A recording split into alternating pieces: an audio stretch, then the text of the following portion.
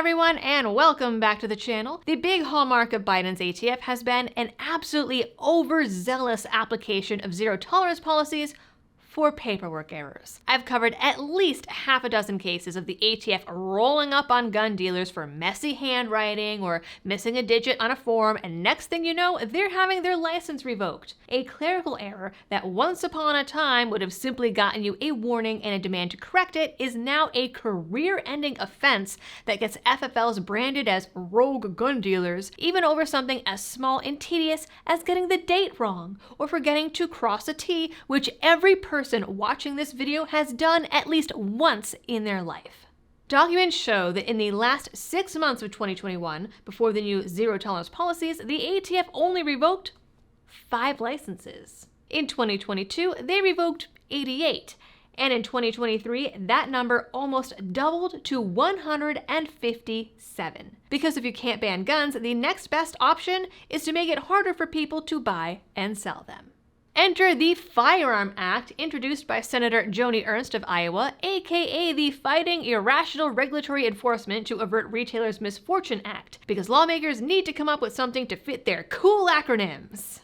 Now, before I tell you about what this bill would do, I want to tell you all about today's sponsor, Connecta Mobile, part of Connecta Satellite Solutions. Connecta Mobile is a cell phone carrier that provides all the benefits of big carrier service, but also offers you end-to-end encryption that keeps your phone and your data secure. Plans start at only $35 a month and include full device encryption, data encryption, text encryption, and a free phone, all with a user-friendly interface that anyone can use, even if you're secretly an 80-year-old woman like myself.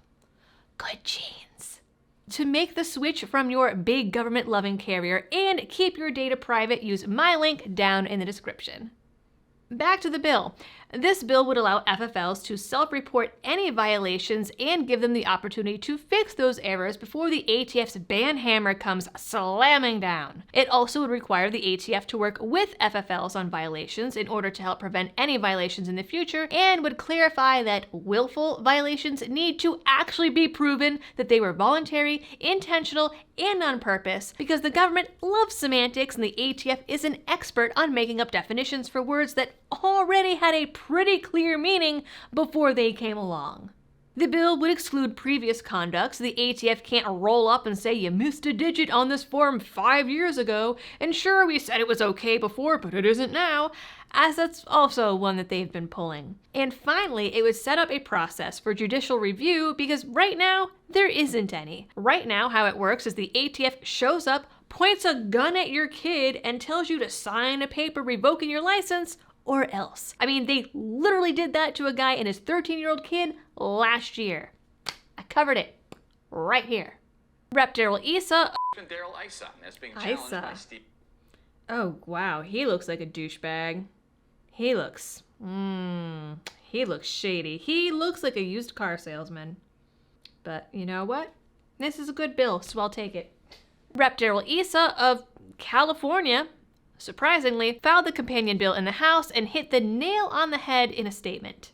From the beginning, this administration has sought to undermine the Second Amendment and weaponize federal agencies against law-abiding citizens and family-owned small businesses targeted for being a part of the lawful firearms industry. This has delivered a transparently unfair assault on the fundamental rights of our fellow Americans, and that's why my friend Senator Ernst and I are introducing the Firearm Act. It's time to stop this abuse of power and prevent it from ever happening again.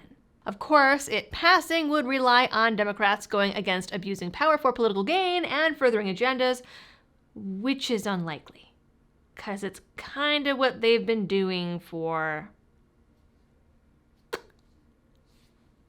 a really long time. Nor would Joe Biden sign it, because it was Joe Biden's proclamation in the first place.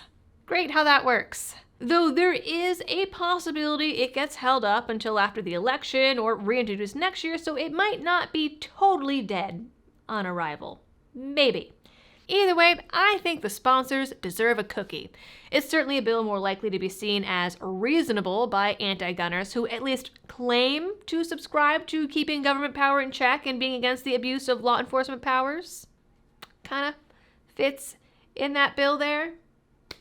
I mean, the ATF does call themselves law enforcement, though Steve Dettelbach also claimed recently that the ATF is the only agency in the country that fights violent crime, even though they're pointing their guns at 13-year-old kids and extorting people and harassing them and don't really do anything to solve crime, but they do traffic arms to Mexico. That is one thing that they do. They're good at that. Anyways, this will be a fun one to watch if it actually gets to a vote or any kind of argument. That will be amazing to try and see people defend. Defend against, I should say. Anyways, Mama needs more coffee. So, that is it for this video, guys. You guys know the drill as always. Thanks for tuning in and happy shooting.